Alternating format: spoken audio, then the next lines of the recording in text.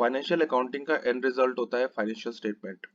और financial statement को analyse करना बहुत ज्यादा इंपॉर्टेंट और एक क्रिटिकल टास्क है, क्योंकि फाइनेंशियल स्टेटमेंट तो पेजेस में होती है। तो इसलिए रेशियो एनालिसिस का रोल जो है वो यहाँ बहुत ज्यादा इंपॉर्टेंट हो जाता है। तो इसी से related interview questions and answers पर हम डिस्कशन कर रहे हैं। हेलो एवरीवन, मैं हूं विकास मनी, आप देख रहे हैं ओएनएस स्टडी सर्कल। आज की इस वीडियो का टॉपिक है ratio analysis interview questions and answers, और ये इस सीरीज का पार्ट 3 है। इस वीडियो में हम देखेंगे कि अगर पूछा जाए कि प्रोडक्ट प्रॉफिटेबिलिटी डिसीजंस रेशियोज को यूज करके आप कैसे लेते हैं, प्रोप्राइटरी रेशियो क्या है, इन्वेस्टर के लिए कौन सी रेशियोज होती है, फिक्स एसेट या फिर वर्किंग कैपिटल टर्नओवर रेशियो को एक्सप्लेन करें, वर्किंग कैपिटल की शॉर्टेज को कैसे आप मैनेज करेंगे, परफॉर्मेंस अगर हम बात करें लेबर की, मशीनरी की या अदर्स की, उसको कैसे एनालाइज करेंगे थ्रू रेशियोज। ये सारे पॉइंट्स इस वीडियो में हम कवर करेंगे। Let's start the video. सबसे पहले अगर पूछा जाए कि प्रोडक्ट प्रॉफिटेबिलिटी डिसीजंस रेशियोज के थ्रू कैसे ले जाते हैं, तो देखिए इसमें जो ग्रॉस प्रॉफिट है उसको हम देखेंगे in relation to sales value. Gross profit मतलब ऐसा प्रॉफिट जो फैक्ट्री के सारे खर्चे हटाने के बाद आया है। हम ग्रॉस प्रॉफिट क्यों देख रहे हैं? क्योंकि देखिए जैसे एडमिन के खर्चे या फिर फॉर एग्जांपल ऑफिस का रेंट, वो तो तब भी लगेगा जब उस प्रोडक्ट को हम नहीं बनाएंगे। दैट मीन्स सिर्फ उसी खर्चे को हम हटाएंगे जो इम्पैक्ट करता है प्रोडक्ट को बनाने या ना बनाने से। बट ऑफिस के खर्चे तो तब भी आएंगे जब उस प्रोडक्ट को चाहे हम बनाए या ना बनाए। तो इसलिए ऑफिस के या फिर अदर्स खर्चे हम नहीं देखेंगे, सिर्फ फैक्ट्री लेवल के सारे खर्चे हटा के ग्रोस प्रॉफिट जो आएगा उसको हम सेल्स वैल्यू से देखेंगे, कंपेयर करेंगे। बट इसमें बहुत सारे डिसाइडिंग फैक्टर होते हैं। पहला, एक्सपेरिमेंटल स्टेज। अगर कोई प्रोडक्ट अभी एक्सपेरिमेंटल स्टेज में है तो वहां ग्रोस प्रॉफिट थोड़ा कम हो सकता है। या फिर कंपटीशन को मैनेज करने के लिए, क्योंकि कई बार क्या होता है बहुत हाई कंपटीशन है तो कई बार आप कोस्ट टू कोस्ट या फिर थोड़ा सा कम में भी सेल कर देते हैं।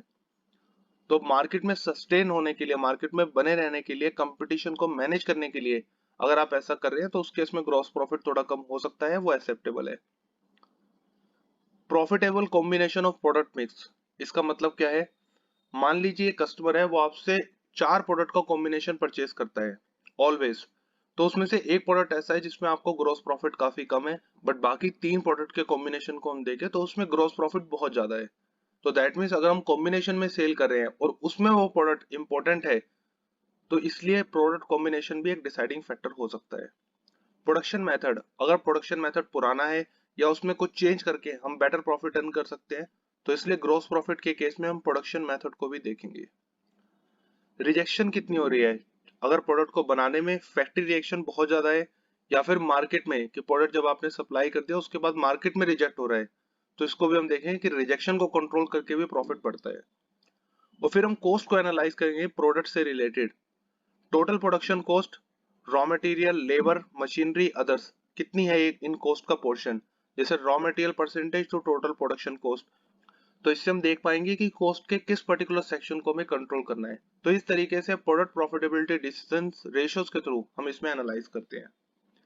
अगला क्वेश्चन पूछा सकता है कि प्रोप्राइटरी रेशियो का एक्सप्लेन करें, इसके कॉन्सेप्ट को समझाएं। मीनवाइल मैं आपसे रिक्वेस्ट करना चाहूंगा, अगर आपको हमारा एफर्ट्स पसंद आ रहा है तो इस वीडियो को लाइक और शेयर जरूर करें और हमें मोटिवेट करें इस चैनल को सब्सक्राइब करके। प्रोप्राइटरी रेशियो, प्रोप्राइटरी का मतलब क्या है? जो ओनर है बिजनेस का। अब बिजनेस में ओनर कौन होता है? जिसके पास शेयर होते हैं, चाहे वो इक्विटी हो चाहे प्रेफरेंस हो। तो इसको हम कहते हैं शेयर होल्डर फंड्स या फिर इक्विटी। इसमें सारे शेयर्स कवर होते हैं, जैसे इक्विटी शेयर, प्रेफरेंस शेयर, जो भी रिजर्व रखा हुआ है इक्विटी शेयर्स ने, फिक्टिशियस एसेट्स, उसको माइनस करके जो अमाउंट बनेगा वो आपका होगा टोटल शेयर होल्डर्स फंड या फिर इक्विटी। प्रोप्राइटरी रेशियो का फॉर्मूला क्या है? इसका फॉर्मूला है total share holders fund divided by total assets. इसका मतलब क्या है? अगर देखिए टोटल शेयर होल्डर फंड मान लीजिए 80 है और टोटल एसेट्स बिजनेस में इन्वेस्ट है 100, तो अगर हम देखें 80% पैसा बिजनेस में ओनर्स का लगा है, तो ये बहुत अच्छा साइन है।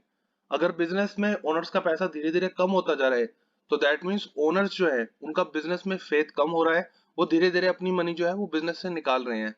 बट वहीं अगर बढ़ रहा है तो दैट मीन्स ये एक बहुत ही हेल्दी साइन है।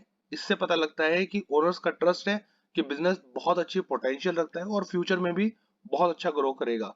तो आइडियली अगर हम बात करें तो इसकी रेशियो है 0.5:1 या फिर उससे ज्यादा। दैट मीन्स 50% पैसा तो ओनर्स का लगा होना चाहिए। तो सिनेरियो 1 में अगर हम देखें तो 0.6:1, ये एक बहुत ही हेल्दी साइन है।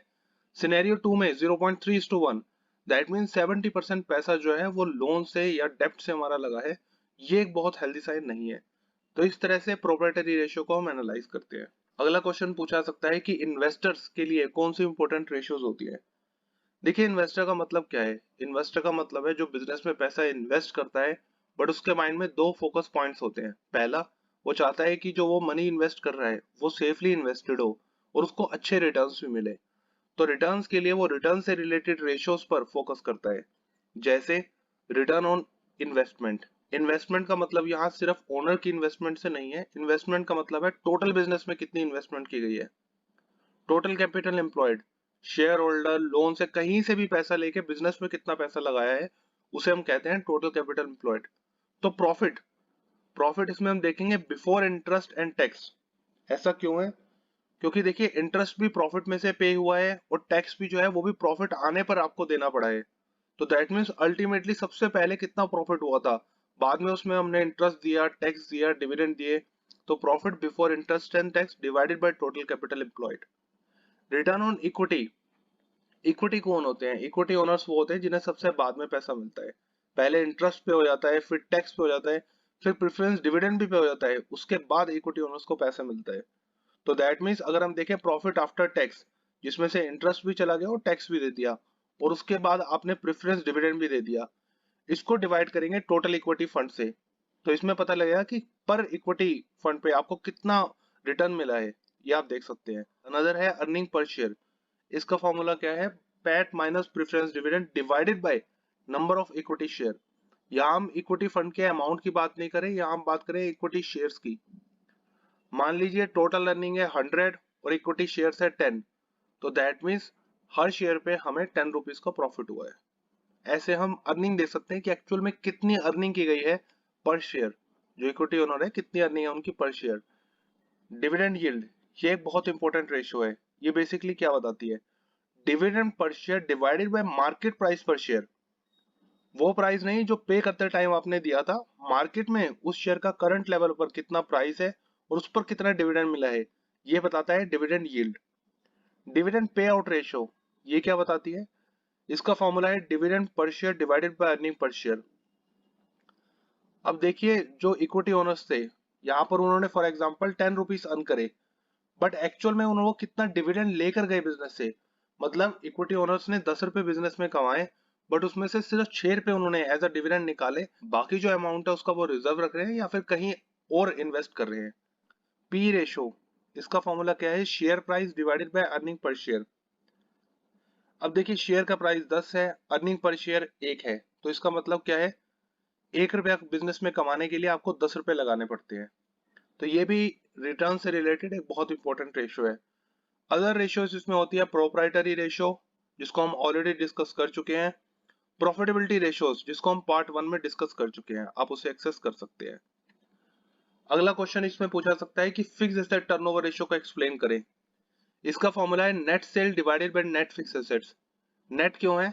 क्योंकि जो सेल्स की रिटर्न आ जाती है उस पर आप इनकम नहीं कमा रहे, और फिक्स एसेट्स में डेप्रिसिएशन हटाने के बाद आप देखेंगे कि अब कितनी फिक्स एसेट बची है। तो net cell divided by net fix assets. For example net cell 100 और फिक्स एसेट्स टोटल इन्वेस्टेड है बिजनेस में 1000। तो ये बेसिकली क्या बता रहा है? ये बता रहा है कि 1 रुपए की सेल करने के लिए आपको 10 रुपए की फिक्स एसेट बिजनेस में इन्वेस्ट करनी पड़ रही है। केस 2 में अगर हम देखें, 1 रुपए की सेल करने के लिए 13.33 की फिक्स एसेट्स जो है बिजनेस में इन्वेस्ट करनी पड़ रही है। बट कुछ फैक्टर्स हैं जो इस पर डिपेंड करते हैं। पहला है इंडस्ट्री टाइप। इंडस्ट्री के हिसाब से ये फैक्टर चेंज हो सकता है। किसी इंडस्ट्री में हैवी फिक्स एसेट्स की रिक्वायरमेंट होती है, वहां केस 2 जो है वो एक्सेप्टेबल है। किसी इंडस्ट्री में बहुत कम होती है, तो ये इंडस्ट्री टाइप के हिसाब से मैटर करता है। दूसरा है high investment with high volume. कई बार जो बिजनेस का स्ट्रक्चर है वो इस तरह से होता है कि आप बहुत हैवी फिक्स एसेट इन्वेस्ट करते हैं और एज्यूम करते हैं कि फ्यूचर में आप उससे लॉन्ग रन में बहुत देर तक प्रॉफिट अर्न करेंगे। तो ये बिजनेस के विजन, मिशन या फिर इंडस्ट्री टाइप जो है उसके हिसाब से मैटर करता है। अगला क्वेश्चन पूछा सकता है कि वर्किंग कैपिटल टर्नओवर रेशियो को एक्सप्लेन करें। वर्किंग कैपिटल क्या होता है? कि जो करंट की बिजनेस की ऑपरेशनल रिक्वायरमेंट है उसको चलाने के लिए जैसे बिजनेस में कितना कैश चाहिए, डेप्टर 30 दिन बाद पैसे देगा तो 30 दिन तक उसके लिए भी पैसे चाहिए, रॉ मटेरियल खरीदने के लिए कितने पैसे चाहिए। तो वर्किंग कैपिटल टर्नओवर रेशियो, इसका फॉर्मूला है net sales divided by net working capital. Case 1 में हम देख रहे हैं 1:4। इसका मतलब क्या है, 1 रुपए की सेल करने के लिए 4 रुपए की वर्किंग कैपिटल हमें इन्वेस्ट करनी पड़ रही है। केस 2 में अगर हम देखें 1 रुपए की सेल करने के लिए 2 रुपए की वर्किंग कैपिटल हमें इन्वेस्ट करनी पड़ रही है। तो केस 1 में अगर हम देखें तो हमें लग रहा है कि वर्किंग कैपिटल मैनेजमेंट जो है यहाँ थोड़ा ज्यादा फोकस करने की जरूरत है। केस 2 में रिलेटिवली हम बेटर वर्किंग कैपिटल को मैनेज कर रहे हैं, बट कुछ फैक्टर्स होते हैं जो इस पर इम्पैक्ट करते हैं। पहला फैक्टर है, अगर कोई नया बिजनेस है या किसी नए एरिया में बिजनेस कर रहे हैं, किसी नए कस्टमर से आप डीलिंग कर रहे हैं, तो वहां हो सकता है कि आप अगर कोई नया एरिया में बिजनेस कर रहे हैं तो वहां आप क्रेडिट में कुछ सेल करेंगे, तो वहां वर्किंग कैपिटल की रिक्वायरमेंट ज्यादा भी हो सकती है और वो एक्सेप्टेबल है। कोई स्पेशल या फिर कोई मेजर बिजनेस डील आपके पास आई है और उस डील के लिए कुछ टाइम के लिए आप क्रेडिट पीरियड जो है वो अलाउ करते हैं कि ठीक है आप थोड़ा ज्यादा क्रेडिट पीरियड ले लीजिए, तो उस केस में वर्किंग कैपिटल टर्नओवर रेशियो जो है वो बहुत ज्यादा हो सकती है। तो ये कुछ डिसाइडिंग फैक्टर्स हैं जो वर्किंग कैपिटल टर्नओवर रेशियो को इम्पैक्ट करते हैं। अगला क्वेश्चन पूछा सकता है कि अगर वर्किंग कैपिटल बिजनेस में शॉर्टेज हो रही है तो उसको कैसे फंड करेंगे। तो देखिए, पहले तो हमारे पास डेब्टर और क्रेडिटर, जिससे हमने उधार में माल दिया है जिसको और जिससे उधार में लिया है, अगर किसी को हमने पेमेंट देनी है हम उससे थोड़ा एडिशनल टाइम ले लेते हैं। जैसे फॉर एग्जांपल 30 दिन की जगह अब हम 40 दिन में पैसा देंगे, तो 10 दिन का जो टाइम है वो हमें एडिशनल मिल गया। तो इस तरह से वर्किंग कैपिटल शॉर्टेज जो है वो हमने फंड कर दी, क्योंकि अब हमें 10 दिन का हमारे पास एडिशनल टाइम है। या फिर जिससे पैसा लेना है उससे पैसे लेने का टाइम हमने शॉर्टेज कर दिया, 30 दिन में पैसा लेना था अब हम 20 दिन में ले रहे हैं। और जो बैड डेप्ट है, क्योंकि जब हम क्रेडिट सेल करते हैं तो उसमें कुछ बैड डेप्ट होती है, बैड डेप्ट को अगर हम कंट्रोल करें तो दैट मीन्स ज्यादा से ज्यादा पैसा हम रिकवर कर पाएंगे। अब थोड़ा ज्यादा पैसा आएगा in relation to credit sales. तो इस तरह से भी वर्किंग कैपिटल जो है हमारी शॉर्टेज उसकी मैनेज हो सकती है। अदर मेथड क्या है, बिल डिस्काउंटिंग। आपके पास डेप्टर है 50,000 के, आप बैंक में जाके 40-45,000 पे इमीडिएट ले सकते हैं। डेप्टर आपको 30 दिन बाद पे करेगा, बट पैसे आप अभी ले रहे हैं क्योंकि वो जो पैसे है वो बैंक अब कलेक्ट कर लेगा। थोड़ा सा अमाउंट इसमें डिस्काउंट हो जाता है क्योंकि आपको पैसे इमीडिएट दे जा रहे हैं। अनदर इसमें फैक्टर है control on possible daily business operation cost. Business की जो भी डेली ऑपरेशनल कॉस्ट है, जैसे रॉ मटेरियल की कॉस्ट, लेबर की पेमेंट की कॉस्ट, इसको थोड़ा आप कंट्रोल कर सकते हैं, इसकी वेस्टेज को कंट्रोल कर सकते हैं। तो जब वेस्टेज को कंट्रोल करेंगे कॉस्ट कम होगी, और कॉस्ट कम होगी तो एक्चुअली टोटल अमाउंट जो है वर्किंग कैपिटल का वो भी कम हो जाएगा। कोई शॉर्ट टर्म लोन ले सकते हैं। मान लीजिए बिजनेस का जो प्रॉफिट है वो है 15%, वो लोन पर आपको इंटरेस्ट देना पड़ रहा है 10%, तो लोन के बाद भी आप प्रॉफिट में रहेंगे, तो कोई शॉर्ट टर्म लोन से या फिर कोई आपके पास ओवरड्राफ्ट है उससे बैक कर सकते हैं इसको। अनदर इसमें क्वेश्चन पूछा सकता है कि परफॉर्मेंस को कैसे एनालाइज करेंगे, लेबर की, मशीनरी की या अदर्स की। देखिए, कॉन्सेप्ट क्या होता है एनालाइज करने का परफॉर्मेंस को। सबसे पहले देखिए, जिस एलिमेंट से आपको बेनिफिट हो रहा है उसको सबसे ऊपर लाएंगे, डिवाइड करेंगे स्टैंडर्ड या एक्चुअल फैक्टर से, क्योंकि बेनिफिट में अगर स्टैंडर्ड है तो स्टैंडर्ड ऊपर आएगा, एक्चुअल है तो एक्चुअल ऊपर आएगा, और जो रिमेनिंग है स्टैंडर्ड या एक्चुअल वो नीचे आएगा। और इसको हम पर यूनिट बेसिस पर चेक करेंगे। फॉर एग्जाम्पल, अगर हम लेबर परफॉर्मेंस की बात करें कि उसको कैसे एनालाइज करेंगे, मान लीजिए हमारे पास एक स्टैंडर्ड हमें बताया गया था कि 200 यूनिट लेबर प्रोड्यूस करेगी और लेबर की कॉस्ट है 20,000 पे। एक्चुअल में लेबर ने प्रोड्यूस करे 300 यूनिट्स और लेबर की कॉस्ट हुई 18,000 रुपीज। तो इसको हम पर यूनिट में देखेंगे, स्टैंडर्ड में पर यूनिट कॉस्ट थी 100 रुपीज, एक्चुअल में पर यूनिट कॉस्ट है 60 रुपीज। तो यहां हम देख रहे हैं कि हमारे पास काफी ज्यादा बेनिफिट हुआ है। अगर पर यूनिट नहीं है, दैट मीन्स अगर लेबर का जो अमाउंट है वो फिक्स है कि चाहे वो प्रोडक्शन कितनी भी करें उनको एक फिक्स अमाउंट दिया जाएगा, तो उस केस में हम कैसे चेक करेंगे, उस केस में हम चेक करेंगे उनकी एफिशिएंसी। जैसे स्टैंडर्ड बताया गया था कि 200 यूनिट वो प्रोड्यूस करेंगे, बट उन्होंने प्रोड्यूस किया है 300 यूनिट्स, अमाउंट तो सेम था, चाहे वो 200 करते चाहे 300 करते, तो अमाउंट का यहाँ इम्पैक्ट नहीं है। तो देखिए, किसका आगे होना, किसका ज्यादा होना बेनिफिशियल है। ऑफ कोर्स जितनी ज्यादा यूनिट्स जो है लेबर सेम अमाउंट में प्रोड्यूस कर रहे हैं वो हमारे लिए ज्यादा बेनिफिशियल है। तो इसलिए हम एक्चुअल यूनिट्स को ऊपर रखेंगे, डिवाइड कर देंगे स्टैंडर्ड से, तो यहाँ हमारे पास आ जाएगा 150% जो है हमारी लेबर जो है वो एफिशिएंसी है। दैट मीन्स लेबर हमारी बहुत अच्छे से काम करी है, बहुत ज्यादा एफिशिएंट है। तो इस तरह से चाहे हम बात करें लेबर की, मशीनरी की या अदर्स की, फॉर एग्जांपल फ्यूल परफॉर्मेंस की, उसको हम एनालाइज करते हैं थ्रू रेशियोज। तो आज की इस वीडियो में हमने रेशियो एनालिसिस से related important interview questions and answers को डिस्कस किया। I hope you like this video. Thanks for watching.